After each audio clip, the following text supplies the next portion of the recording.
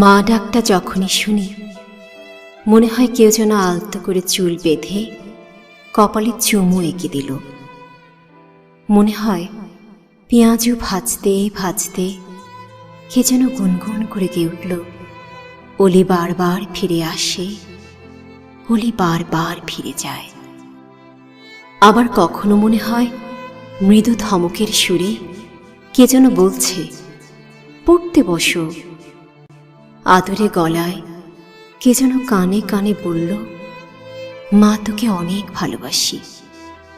মাঝরাতে ঠান্ডায় কেঁপে জেগে ওঠে, মনে হয় মা থাকলে গায়ে কাঁথা টেনে চোখের চশমাটা খুলে টেবিলে রেখে কপালে আলতো করে হাত বুলিয়ে গভীর চোখে খানিকক্ষণ চেয়ে থেকে আলোটা নিভিয়ে দিতেন।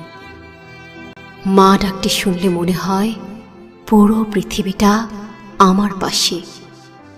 কতদিন মা বলে চেঁচিয়ে উঠিনি, অভিমান ভরা কণ্ঠে কান্না চেপে রেখে বলিনি, তুমি ছোটনকে বেশি ভালোবাসো।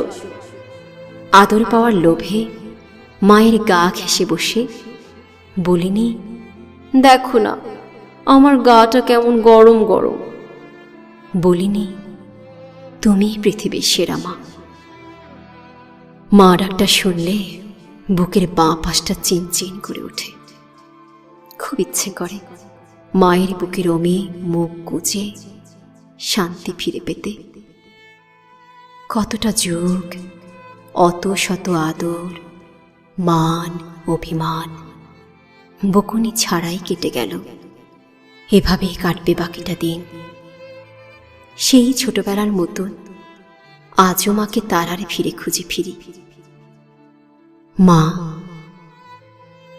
তুমি কেমন আছো?